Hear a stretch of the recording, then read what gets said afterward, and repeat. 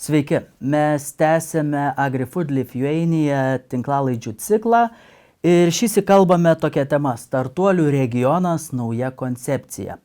Na, o temos pašnekovės yra Roberta Rudokienė, Startup Lithuania direktorė, ir Kristina Šermukšnytė Alešiūnienė, AgriFood Lithuania direktorė. Pradėkime nuo tokio iš tikrųjų paprasto klausimo. Žodis startuolis šiandien yra toks populiarus ir taip dažnai vartojamas, kad labai nuoširdžiai aš kartais suabejoju, ar mes patys suvokiame, kas yra tas startuolis. Tai gal galite iš tikrųjų taip žmogišką kalbą pasakyti, kas yra startuolis ir ko reikia, kokio pagrindo reikia, kad vieno žmogaus ar kelių žmonių svajonė virstų startuoliu? Labai geras klausimas, nes mes dirbdami su startuoliais Lietuvoje būtent ir matom, kad labai dažnai ši sąvoka naudojama neteisingai. Ir startuoliu vadinamas bet koks jaunas verslas, kas nėra tiesa. Tai startuolis turi kelias pagrindinės tokias savybės, tai būtent yra inovacija, tai turi būti inovatyvus verslas, kuriantis inovatyvų produktą ar paslaugą, ar naudojantis kažkokį labai inovatyvų verslo modelį. Antra savybė yra didelis plėtros potencialas. Ir aišku, dažniausiai tą didelį plėtros potencialą suteikia technologijos. Tai reiškia tokie inovatyvūs technologiniai verslai vadinami startuoliais. Kristina, jums pačiai irgi tenka susidurti, ko gero, su tuo terminu startuoliai, ar ne, kiekvieną dieną. Kiek Lietuvoje yra tų tikrųjų startuolių ir galbūt net klausimas šiek tiek konkretizuotas pačiai, kiek startuolių yra agrosektoriuje. Ar mes jau galime didžiuotis, sakyti, kad štai turime, nežinau, bent vieną kokį tai. Na, pirmiausia, turėčiau pasakyti, jeigu kalbame apskritai apie startuolio ekosistemą bendrą Lietuvoje, tai geresnio eksperto už Robertą nebus. Aš manau, ji mums papasakos galbūt plačiau, kaip atrodo bendroji ekosistema, o jeigu kalbėtumėm apie agromaisto patį sektorių, ar ne, pažiūrėtumėm. Tai ne kartą jau teko girdėti ir iš lyderių mūsų agromaiste, kad AgriFood Techo šalimi galime būti.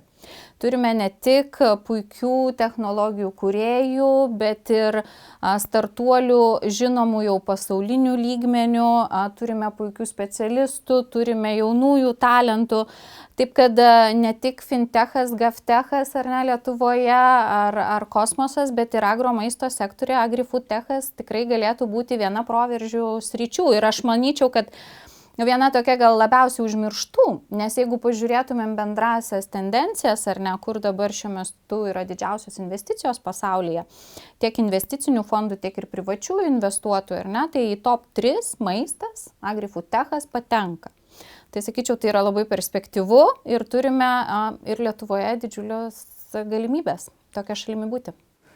Kalbant apie investicijas, iš tikrųjų Lietuvoje dažnai susidaroma su tokiu, ganėtinai liūdnu reiškiniu, kad lietuviai neišmoksta teisingai įsisavinti investicijas. Ar, startuolių pasaulyje lietuviškame yra ši bėda, nežinau, jeigu tai galima bėda pavadinti. Ne, nemanyčiau.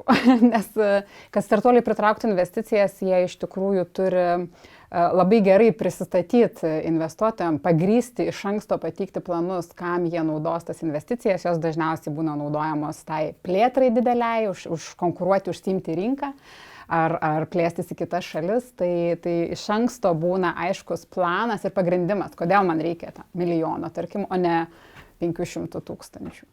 Tai mes mokame, ar ne, pristatyti savo idėją, kaip sakant, parduoti ją pasauliui?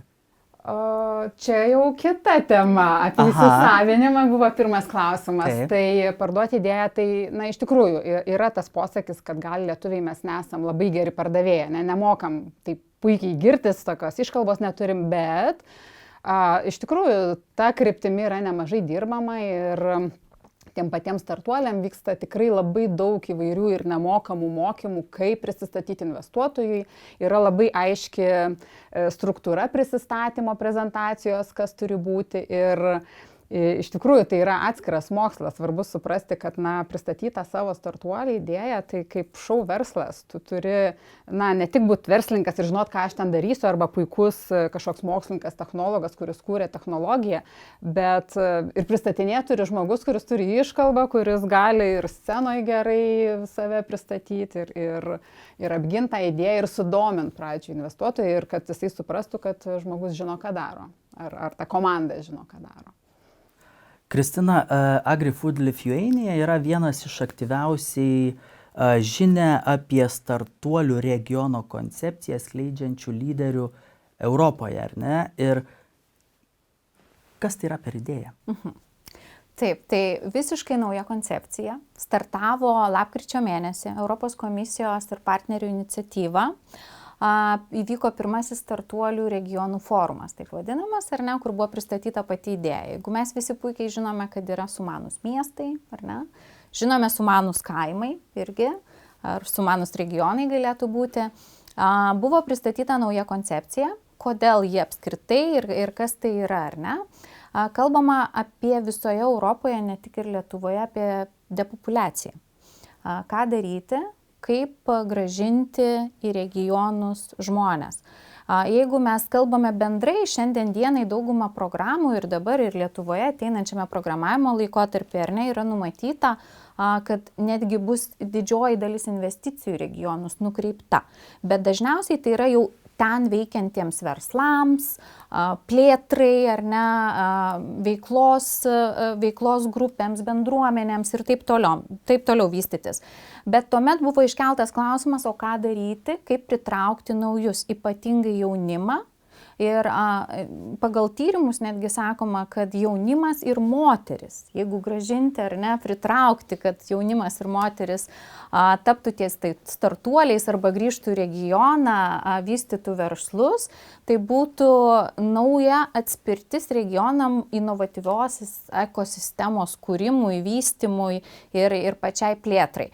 Tai iš čia ir gimė ta idėja, visų pirma, jį paremta tuo, kad sukurti naujas darbo vietas ir paskatinti jaunimą, moteris, ir vyresnius, nesvarbu ką, bet tą startuolį, nes startuolis neturi amžiaus, tikriausiai man visi pritartų, tai tiesiog kokias suteikti sąlygas, kad būtų patrauklu ne Vilniuje, ar ne, galėsim padiskutuoti su Roberta, ar ne, kad kuo skiriasi Berlynas, Vilnius, kas tas yra hubas, ar ne, bet o kodėl staiga įsikurtų Šiauliuose arba Pakruojyje, ar ne, o kodėl ne? Kai sakome startuolis, pati tik paminėjot megapolius, didmiesčius, manau, tai ganėtinai akivaizdu, kodėl ten jie gali gimti ar kažkieno svajonė virsti realybę.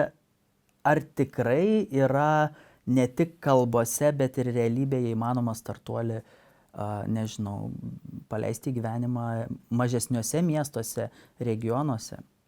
Roberta. Tai aš iškart norėjau padiskutuoti. Taip įmanoma tikrai vienetus startuolių sukurti bet kur, ypatingai ką parodė pandemija, ne, ir dabar dirbti galima iš bet kur ir darbuotoją startuolio rasti ir jis gali, nežinau, gyventi Palangoje, o dirbti startuolyje Vilniuje ar Londone. Tai truputį pandemijos gal geras toks impactas, kaip čia lietuviškai, įtaka visam darbo pobūdžiui, kad tikrai startuolį gali kurti bet kur. Iš kitos pusės, ką rodo praktika, ką mes šiai dienai matome ir yra teigiama, kad sėkmingam startuoliui sukurti yra reikalinga visa ekosistema. Tai turi būti, labai svarbu dalinimasis žiniomis, kad aš galėčiau matyti, gal prieiti, pasiklausti, kaip kitas startuolio kūrėjas, nes visi susiduria su tom pačiom problemom, kaip jis kažką išsprendė. Labai svarbu, sakau, yra skaičiuojama 7 ekosistemos dalyviai, 7 dalis. Tai investuotojai, mokslo technologijų parkai. Labai svarbu, kad būtų potencialo žmonių su žiniom ir kompetencijom, kurie gali kurti startuolį, nes startuolis irgi svarbu labai paminėti yra tikrai ne solo verslas. Vienas pagrindinių dalykų yra komanda ir joks investuotojas niekada neinvestuos į startuolį, kurį kuria vienas žmogus.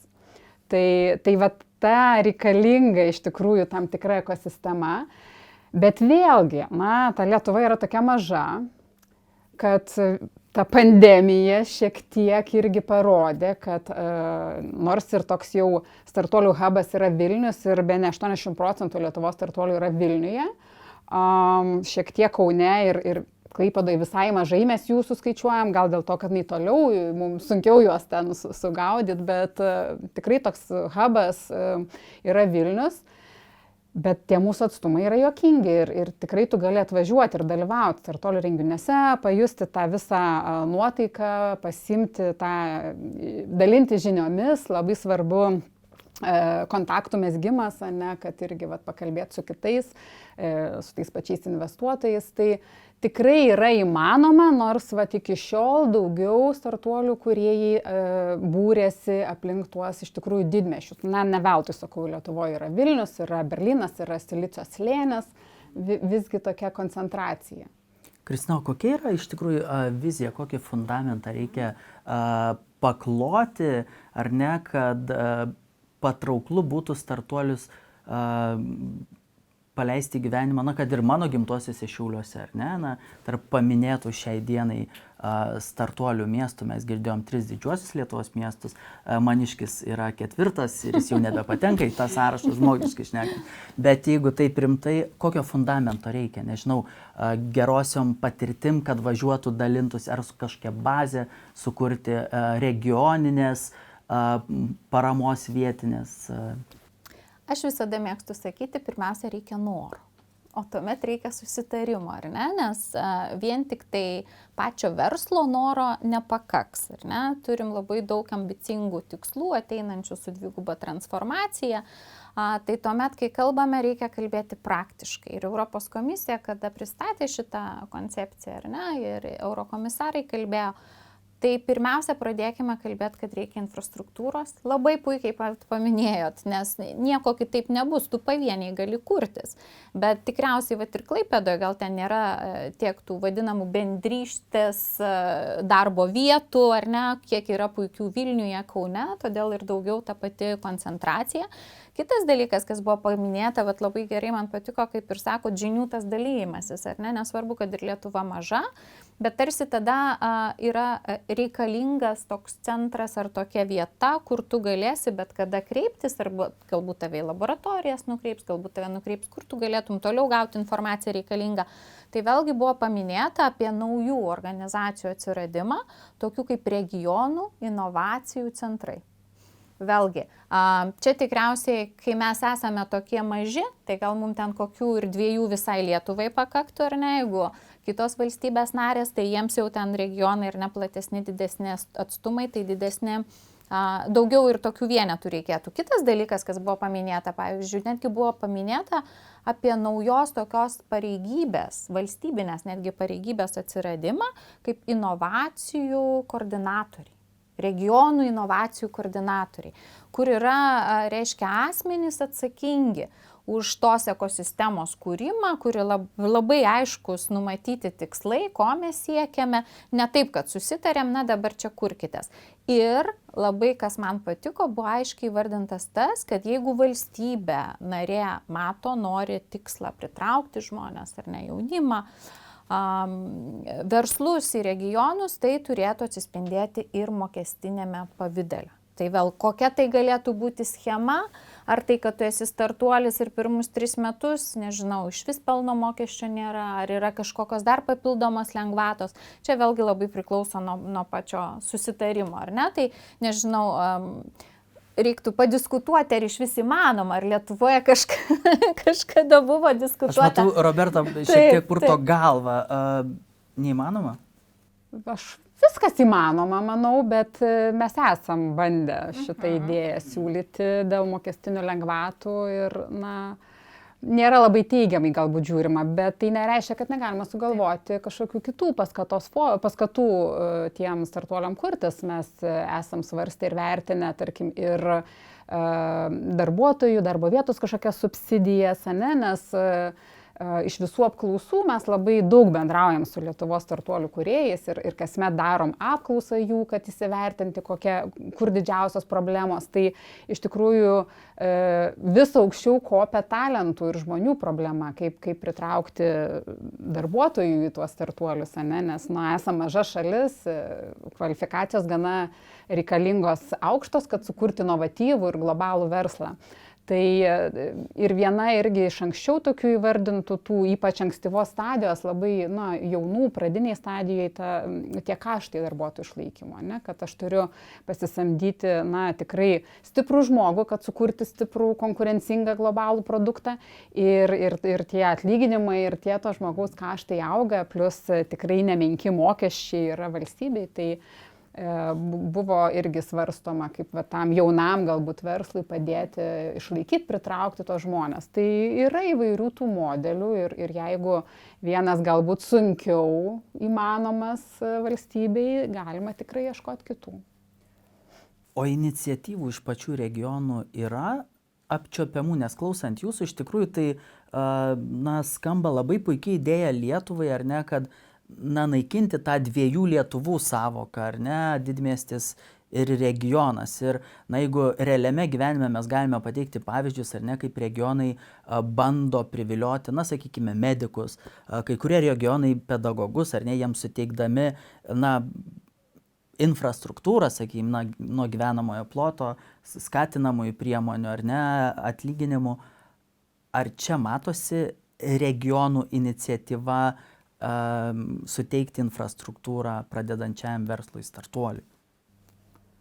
Įvairiai, sakyčiau, kadangi Startup Lithuania yra Versli Lietuva padalinys, kuris dirba su startuoliais. Tai žiūrint taip plačiau, Versli Lietuva dirba su visais Lietuvos verslais ir turi netgi bendradarbystės erdves piečius, būtent regionuose.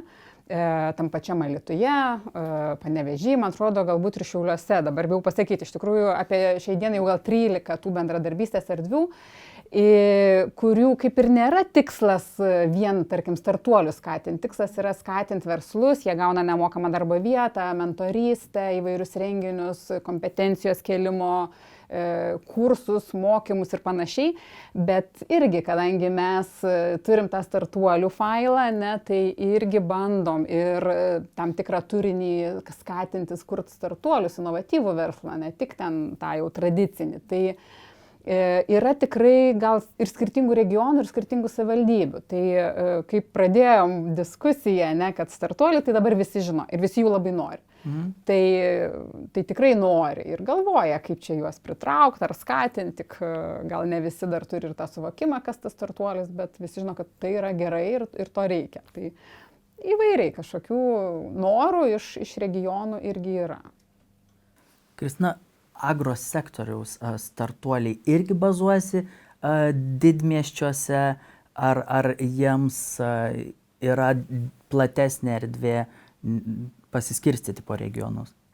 Tai šioje vietoje lygiai taip pat, kaip ir visi startuoliai, taip ir AgriFoodTechas tikrai bazuojasi didmiesčiuose ir jau neretai turime diskusiją ir su kitais rinkos dalyviais, ar ne, kad agromaisto sektorius visgi yra tas daugiausia vietos užimantis sektorius regionuose, ar ne?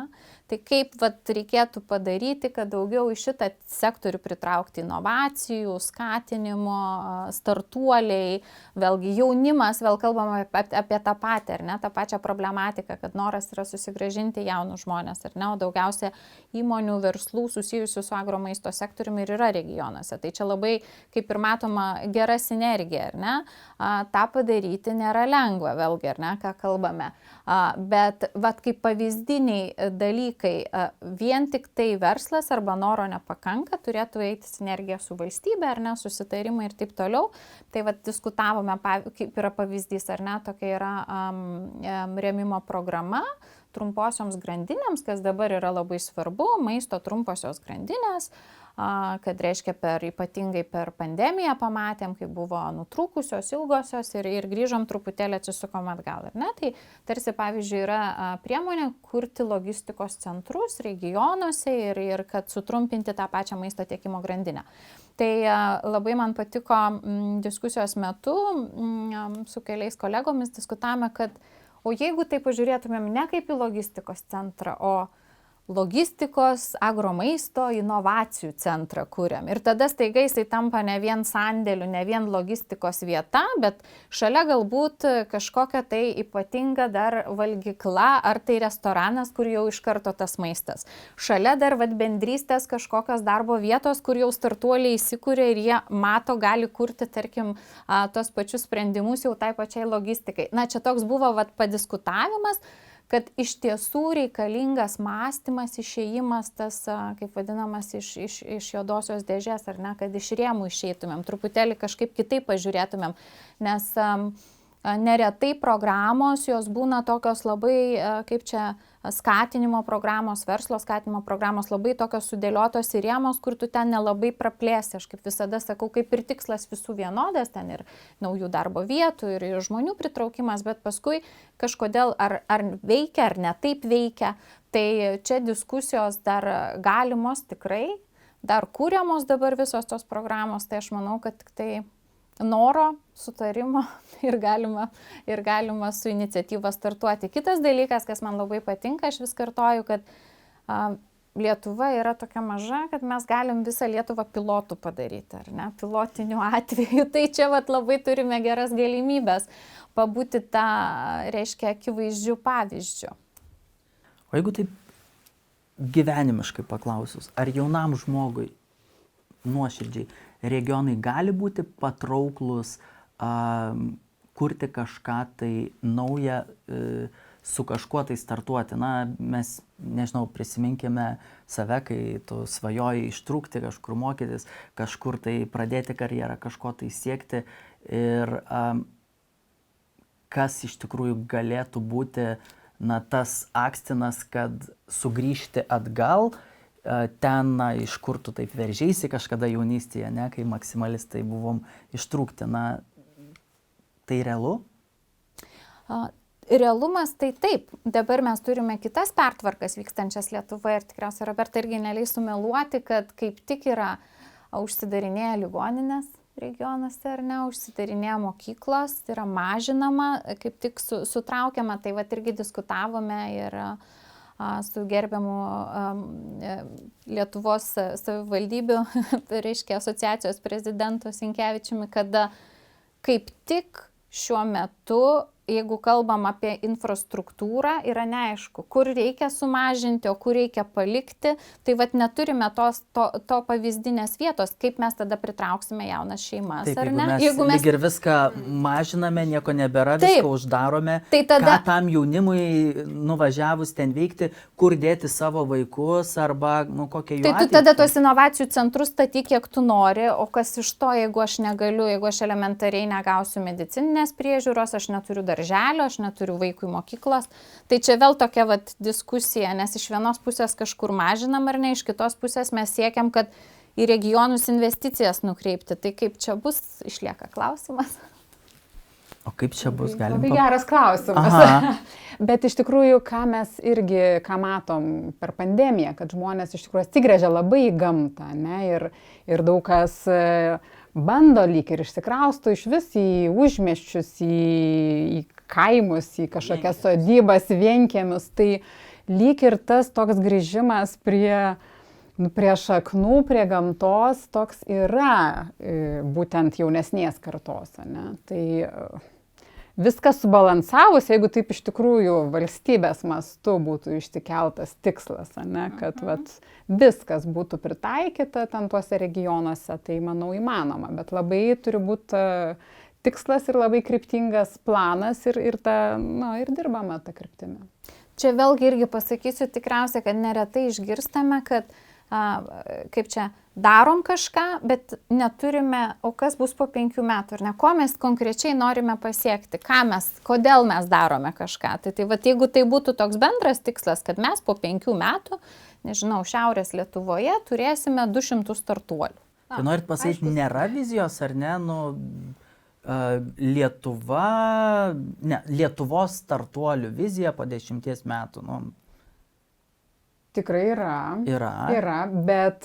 Toje vizijoje regionai užima svarų vaidmenį, vaidina. Kol kas, kaip pasakyti, šiuo metu kaip tik ta vizija yra tokia koncepcija ruošiama, tai ne, apie regionų išskirtinumą kažkokį nėra. Mes žiūrim bendrai Lietuva kaip startuolių kraštas, kaip mes atrodom lyginant su Latvija, Estija, ar net kartu, kaip prisistatinėjom vakarų šalių galbūt investuotojam, ar ne, tai tokio, bet kol kas į regionus akcento nėra.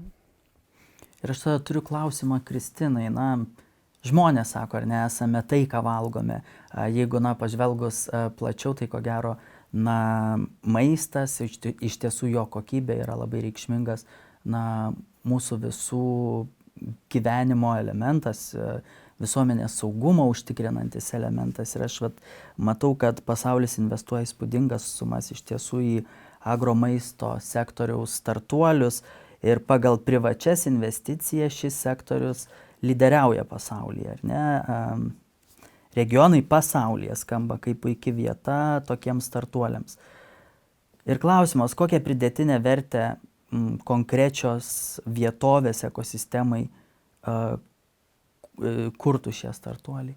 Tai vėlgi grįšim prie to paties, kad ta pridėtinė vertė tai ir yra žmonių sugrįžimas.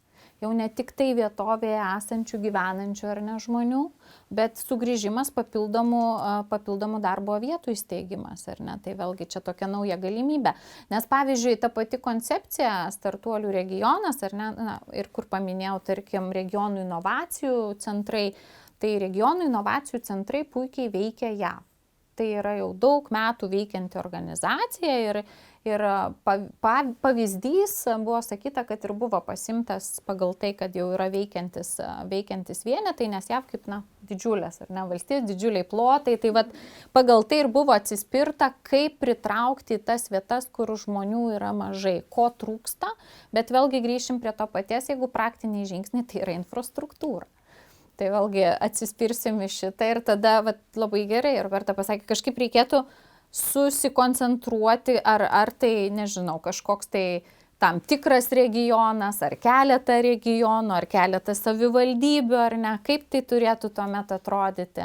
Nes turime puikių pavyzdžių, kai kurios savivaldybės labai puikiai gyvuoja, ar ne, ir statosi, ir kūrėsi, bet kūrėsi kodėl? Nes kūrėsi kažkokios fabrikai, gamybos vietos, tai trauka kažkokia atsiranda. Tai jeigu per tą prizmę žiūrėtumėm, taip ir būtų. Tik tai norėčiau galbūt, kad pasidžiaugti. Startavom su ta vizija taip netikėtai, mes buvome pakviesti į tą atidarymo, taip vadinamą forumą, ar ne?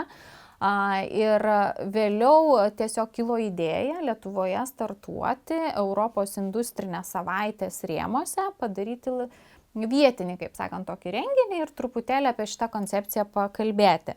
Kreipėmės į eurokomisarę Mariją Gabriel, kurios ir iniciatyva čia ir yra jos prioritetinė iniciatyva.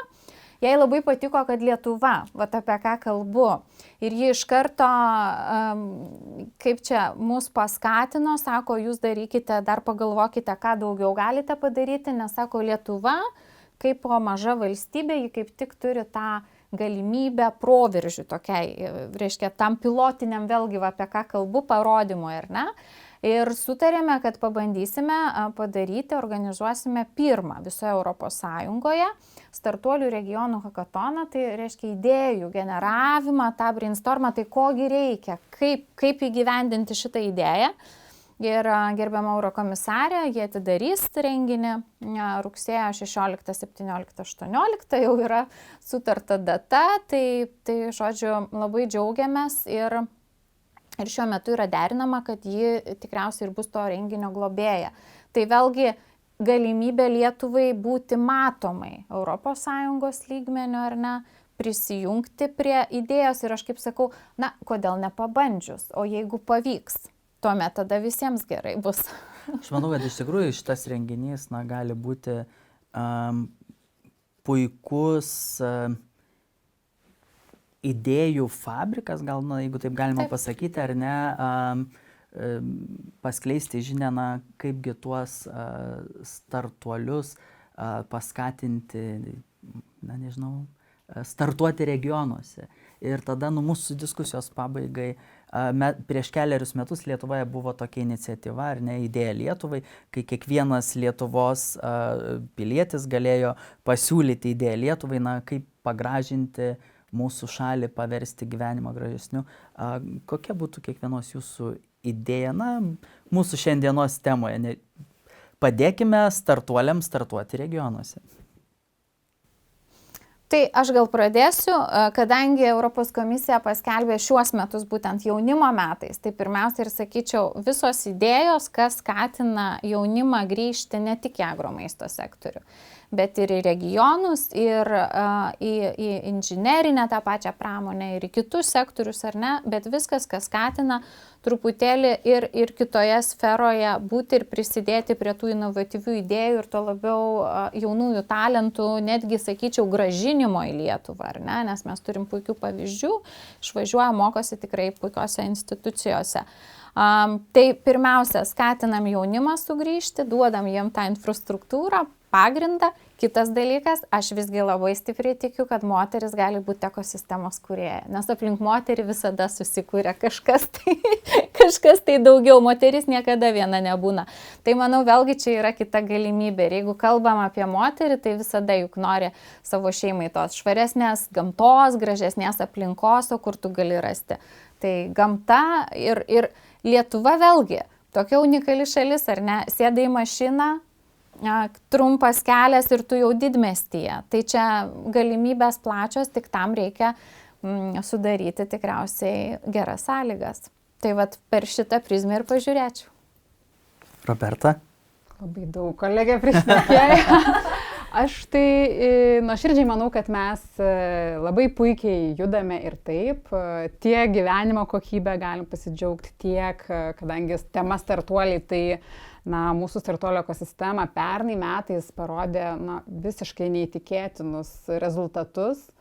Tiek pritraukta rekordinė investicijų suma, tiek visi augimų parametrai, 30% ten eksportas ir pajamos didesnės. Tai mes tikrai turim labai daug potencialo. Kartais galbūt, ką aš matau, turim noro labai daug kur būti geriausia, ne, ir agri-food, ir fintech, ir energetikoje. Tai gal toks idėja pasiūlymas Lietuvai įsivertinti, tikrai išsigryninti tas rytis, ne, einam į tos regionus, skatinam ar paliekam savieigai, kur skuriasi tie startuoliai ten, tegu kad įkurtusi. Tai šiek tiek daugiau susikoncentruoti ir tada visiems dirbti tomis kryptimis.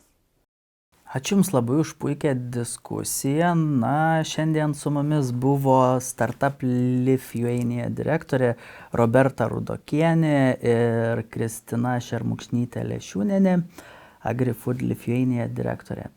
Ačiū ir iki pasimatymo po savaitės.